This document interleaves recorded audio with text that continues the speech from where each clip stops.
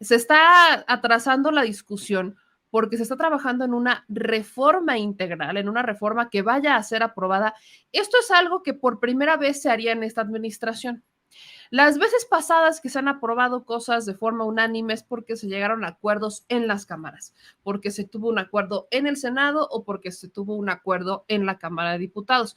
Que por cierto, hablando de acuerdos, permítanme darle un aplauso a nuestros legisladores que aprobaron que se nos dieran más vacaciones. Digo, a uno que emprende, pues ya no le toca, ¿verdad? Se las autoadministra. Pero para el empleado, es así, son garantizadas. Señor productor, ¿está usted emocionado porque los empleados, porque usted ni yo, bueno, no sabemos lo que son las vacaciones, pero el empleado, el que recibe una nómina, va a obtener más vacaciones, sí o no?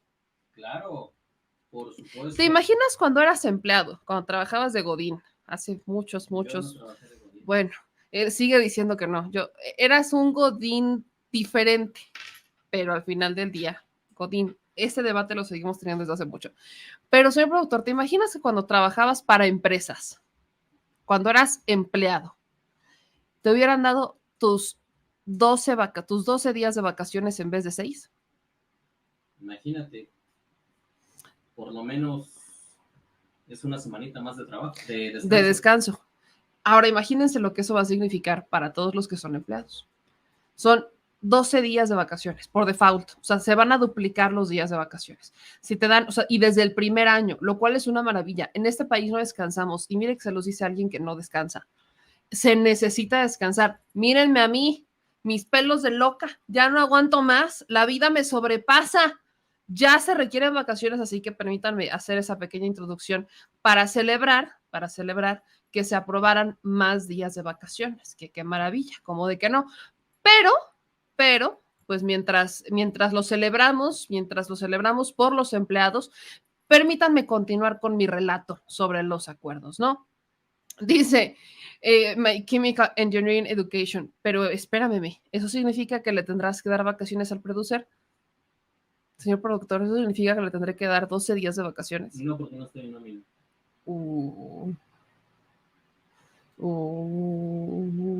Ahorita nos echamos un pollito usted y yo. Aguánteme las carnitas. Pero tienen razón, señor productor. Pero eso significaría que le tendría que dar más vacaciones a la Monchis, que le tendría que dar más vacaciones al Chuy, que le tendría que dar más vacaciones a Anita. Significa que le tendría que dar a Daniel, ¿no? Eso sí, ahí sí se las concedo, toda la razón.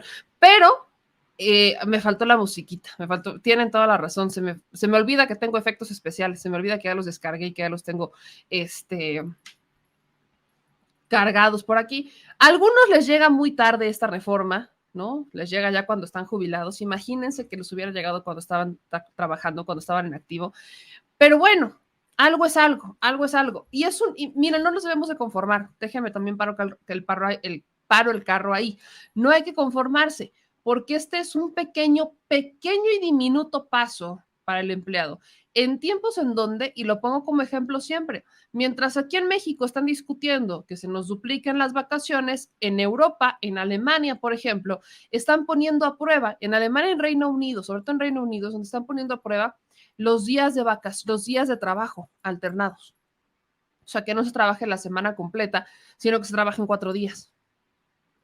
Entonces, mientras aquí en México apenas vamos con las vacaciones, en Europa ya van un poquito más avanzados. Y es que hay que entender que la productividad va variando si no se descansa. Créanme, lo sé. Pero regresando a los temas del Instituto Nacional Electoral, de la reforma electoral, permítame atender el siguiente. Se está cocinando una reforma electoral de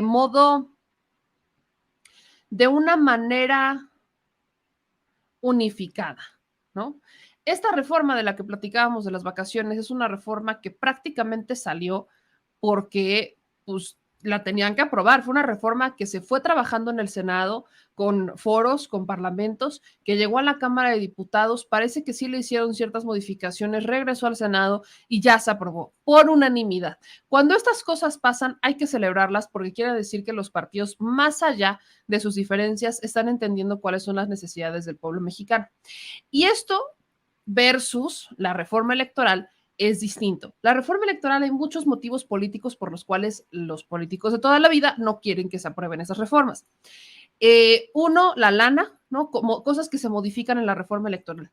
Les quitan lana a los partidos políticos. La propuesta original del presidente es no darles dinero en el periodo ordinario y solamente darles dinero en tiempo de elecciones, reducir la cantidad de lana que se le da a los partidos políticos, y eso ya habla de un interés que viene bastante perjudicado, que es el interés económico que mueve a muchas personas a convertirse en políticos, no necesariamente por hacer las cosas por otras personas, sino para hacer negocio. Y eso se les acabaría con esta reforma electoral, lo cual sería una purga automática de vamos a ver quién sí quiere entrarle. Pero por el otro lado, le abrí la puerta porque tampoco cree usted que se van a quedar con los brazos cruzados.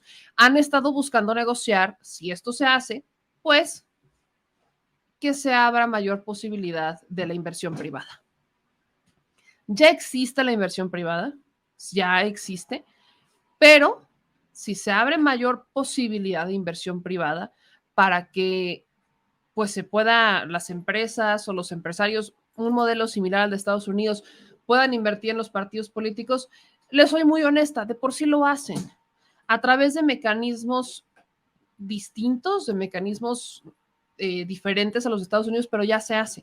O sea, en México ya se recibe dinero de entidades privadas, no de empresas, pero sí de empresarios, por ejemplo. Ahí tenemos a Alito Vandalito con el caso de Cinépolis, ¿no? Cómo recibió del empresario, del dueño de Cinépolis, recibió una muy buena lana, no de Cinépolis como tal. Entonces, si aquí en México se llega a esa negociación y le quitan el dinero de forma ordinaria, pero se los dan a través de los privados, pues sería quitarles las máscaras a los empresarios y sería quitar la máscara a los políticos. Por esa parte yo la neta lo veo bien, puede ser quizás controversial mi opinión, pero personalmente yo sé qué pasa. Ya de por sí tenemos a los políticos recibiendo dinero de los empresarios. Qué maravilla que ahora sepamos de quién es quién. Eso nos ayuda a saber quién vamos a votar. Porque si tal empresario está detrás político, pues ya sabemos que va a tener que pagarle ese favor a ese político o a esa empresa. Ya nos la conocemos, derecha la flecha. Por eso, esta parte, yo diría, si quieren entrarle así, es una transparencia para el ciudadano, aunque obviamente pone sobre la mesa riesgos en donde no se compararían, hablando de competitividad, el PAN recibiría millones, por ejemplo. El PAN y el PRI recibirían millones, mientras que otros partidos quedarían en desventaja económica por no recibir esas cantidades, por no estar con los empresarios, ¿no? Pero bueno, también a estas alturas ya es medio utópico eso, ¿no? Porque tenemos muchos empresarios que antes eran súper anti-AMLO y que como ven que los políticos de Morena están ganando, pues ya le cambiaron sus inversiones de bolsa, para que me entiendan, en términos un poquito más económicos, si lo quieren ver así. Otra de las cosas que esta reforma electoral modifica es cómo se decide quiénes van a ser, ahí se aplica, quiénes van a ser nuestros consejeros. Esta es una de las más controversiales para los políticos y para el instituto per se, y es de las que más se quieren. Esta es de las reformas que más queremos que ocurran. Más, o sea, somos muchos los mexicanos los que queremos que en la neta, se nos diga, pues que nos den chance de elegir a nuestros consejeros, que nos den chance de decir, yo quiero ir con este, yo quiero ir con este, yo quiero ir con este. Ya se nos estaría dando chance de elegir, es un verdadero acto de democracia, pero también resulta polémico, porque no quieren soltar el hueso. Hasta este momento, el instituto se ha manejado como un sistema de cuotas, y estas cuotas son partidistas. Entonces, si son cuotas partidistas, ¿a quién responde el INE? No es a los ciudadanos. Muchas otras cosas modifica, pero en esencia esto es de lo más importante, además de eliminar plurinominales, ¿no? Reducir la cantidad de diputados y senadores, que también significa un ahorro año con año. O sea, es una reforma que básicamente está basada en austeridad. Estos puntos ya se pusieron a negociación y quien confirma esto es el propio secretario de Gobernación, Adán Augusto López Hernández. Vamos a ver, escuchar lo que dijo el secretario de Gobernación, porque en un tono de no me hagan hablar, pero déjenme les platico, suelta que efectivamente se están llevando a cabo pláticas tanto con el PRI como con el PAN para presentar una nueva reforma electoral, ahora sí que corregida y aumentada, pero que ya vaya a tener el voto suficiente para ser aprobada. Es un avance, mientras que antes esto era prácticamente un sueño. Vean esto. Quiere hacerme hablar de más, pero bueno, pues aquí se los voy a decir, si hay conversaciones en aras de construir una reforma electoral que tiene como base la iniciativa que envió el presidente de la República, pero hay como 40 iniciativas más de los diversos grupos parlamentarios presentadas respecto al tema electoral. Y yo creo que dentro de pronto nos va a tocar regresar a los estados, a las legislaturas, a pedir que apoyen una reforma constitucional. Y si me preguntas que lo estamos construyendo con el PRI, sí.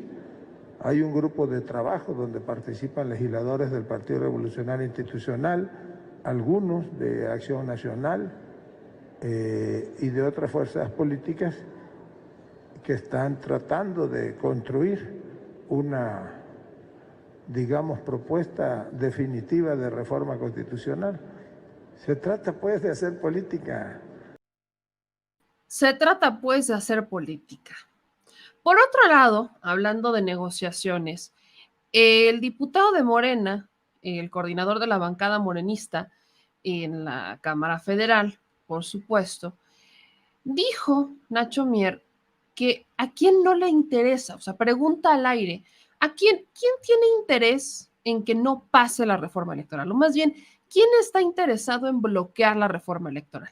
Y explico cuáles son los intereses que desde su perspectiva, como legislador, son los que están moviendo esta campaña de para defender al INE, que bien lo decían en la mañanera. Muchos de los carteles para defender al INE, estas personas que quieren defender al INE, están en una situación de privilegio, porque a ellos sí les ha beneficiado, porque ellos sí se han representado, sí se han sentido representados al estar en una situación de privilegio. Pero ¿cuántos mexicanos estamos en una situación de privilegio? Muy pocos. Casi ninguno de nosotros lo está. Es un 10% el que no sufre para pagar las cuentas mes con mes, es un 10% el que no tiene bronca en quién lo representa o no, porque prácticamente son ellos quienes mueven sus destinos a través de la lana, que mueven, en donde la invierten, que compran, que no compran. Es un 10% que no la padece, que no se quema las pestañas para trabajar porque hay alguien más que trabaja por ellos o porque su trabajo ya les permite delegarlo tanto que ya no son ellos los que se esfuerzan de primera mano. Entonces, ese 10% que pues sí pudiera estar representado por la política porque muchos de ellos salen de ahí, porque son sus amigos, porque se sientan a comer con ellos, porque hacen acuerdos en los restaurantes con ellos o en bares con ellos, pues no tienen bronca de que se siga manejando un instituto que los represente, porque ellos mueven a los políticos y ellos mueven al instituto. Pero ¿y el resto de los mexicanos que somos mayoría? Ahí es en donde cambia la cosa. Vamos a ver y escuchar lo que dijo Nacho Mier. ¿Quién puede estar en contra de un instituto ciudadanizado? Nadie. Pero la mayoría de los mexicanos, más del 75%, están en contra de que sea la partidocracia la que seleccione y ponga a los, porque ese es el término, poner a los consejeros. Y luego responden a los intereses de los partidos. O hay casos extremos que ni siquiera de los partidos, sino de los que mangonean a los partidos, como es el caso de Claudio X González. Entonces él tiene ahí una voz que es casi palabra de rey en algunos consejeros, la opinión que tiene. Entonces es una chulada también sobre el costo, sobre sus fideicomisos, sobre, fíjense nada más, una de las premisas de la democracia en cualquier país es la transparencia. Y lo único que demostraron es que son opacos con los fideicomisos por casi 2,000 millones de pesos que tienen para beneficio propio y de los altos directivos del instituto. Y son opacos porque hacen estudios de opinión el órgano electoral responsable de las elecciones en México y no lo transparentan. Por eso digo que es una chulada, es una pena que eso esté sucediendo y por eso es importante la reforma electoral. No estamos en contra de la ciudadanización, estamos en contra del abuso, de la imposición de las dirigencias, de la partidocracia en este país y de las cúpulas. Que sea el pueblo el que defina. que sea el pueblo el que defina. Creo que ese es el clamor que existe. No tiene nada de malo. Fíjense qué ironía. El Instituto Nacional Electoral no quiere que se elijan a los consejeros, no quiere que se elijan, pero ellos al mismo tiempo están presumiendo que son los mejores para hacer y organizar elecciones. Si son los mejores para organizar elecciones, ¿por qué tanto miedo a que no se realicen, a que no se elija a nuestros candidatos? ¿Por qué tanto miedo? Esa es la pregunta que siempre queda al aire. Vamos a ver aquí, quedará en pendiente. Vamos a ver cuál va a ser esta propuesta que presentarán con el PRI, el PAN y la Secretaría de Gobernación, a ver cómo queda, porque la propuesta original no era muy bien recibida, en realidad, no era muy bien recibida. Y fíjense qué cosa tan más chistosa.